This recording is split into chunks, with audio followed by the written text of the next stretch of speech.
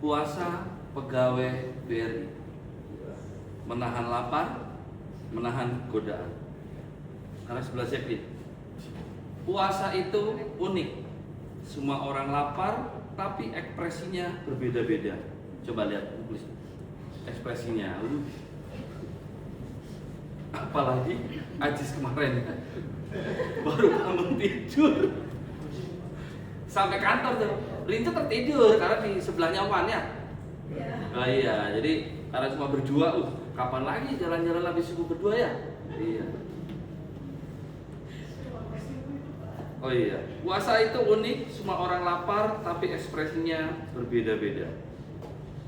Muklis misalnya, jam 10 pagi masih senyum ramah ke nasabah. Selamat pagi, gitu ya. Tahu ya?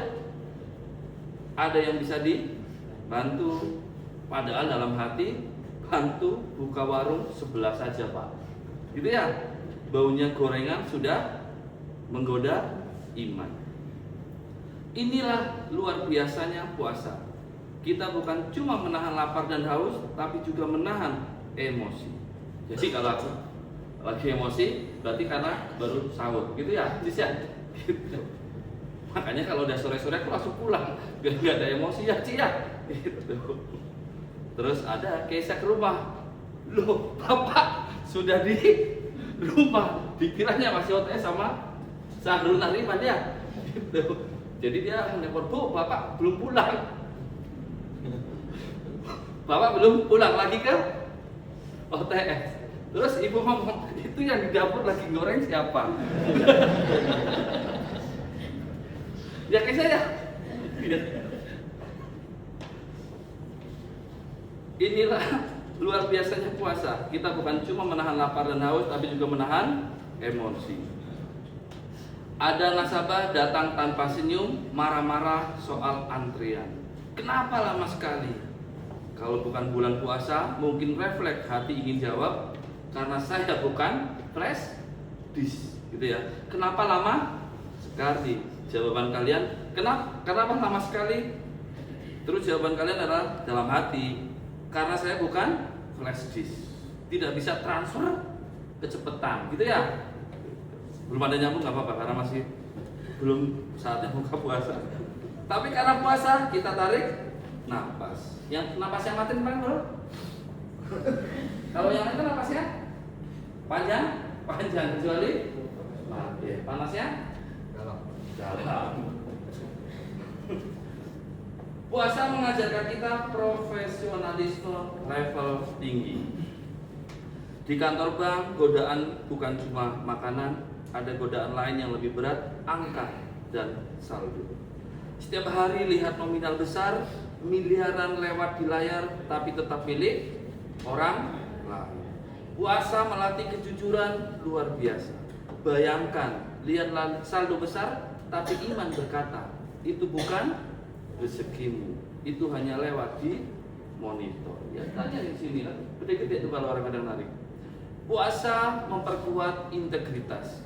Tidak ada CCTV yang mengawasi hati. Aku ulangi lagi, tidak ada CCTV yang mengawasi hati. Tapi Allah selalu melihat. Puasa juga melatih empati. Saat kita lapar, kita jadi ingat orang-orang yang mungkin setiap hari menahan lapar. Bukan karena puasa, tapi karena nggak ada yang dimakan. Ya, bukan karena ibadah. Jadi dia lapar itu, ada orang yang lapar itu bukan karena ibadah, tapi karena memang keadaan. Saat jam 4 sore mulai lemas, kita baru sadar, oh ternyata begini rasanya. Dan menariknya, justru di jam-jam kritis itu pahala sedang deras-derasnya. Karena sabar di pagi hari itu mudah. Sabar menjelang maghrib itu baru ujian sesungguhnya. Jam 15.30 masih harus closing transaksi. Otak mulai loading, lambat, tapi nasabah masih bertanya, ini kenapa tidak bisa? Dalam hati, karena sistem dan tubuh saya sama-sama butuh energi, dalam hatinya teman-teman gitu ya. tapi tetap jawab dengan senyuman terbaik. Itulah akhlak yang diuji saat berpuasa. Puasa sejatinya bukan tentang kuat menahan lapar, tapi kuat menjaga sikap. Karena orang lapar itu banyak, tapi orang lapar yang tetap santun, jujur, sabar dan ramah itu luar biasa. Dan kabar gembiranya adalah setiap senyum yang ditahan dari emosi, aku ulangi lagi, setiap senyum yang ditahan dari emosi, setiap kesabaran yang dipaksa tetap hidup, setiap godaan yang berhasil diabaikan, semua dicatat sebagai pahala. Akhir kata, kalau hari-hari puasa terasa berat, ingatlah, aku ulangi lagi nih yang aku selalu ngomong ya, kita bukan sekedar bekerja sambil puasa. Aku ulangi lagi, kita bukan sekedar bekerja sambil puasa, tapi kita sedang beribadah sambil bekerja. Nah, kalau mudah-mudahan teman-teman selalu ingat, ayo niatin ke kantor, aku ingin bantu orang, aku ingin nyenengin, tanamkan itu di teman-teman semua, agar setiap yang kita lakukan menjadi yang namanya ibadah.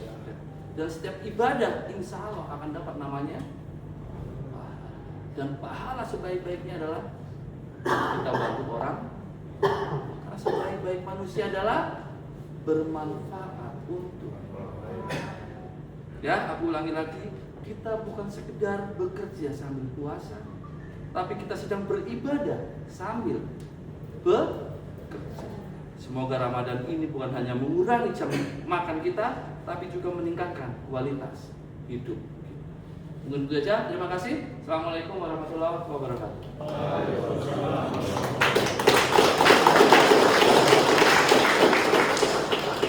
Oke, yang mau menengahnya kamu mau di Gorontalo atau di sini aja, Om?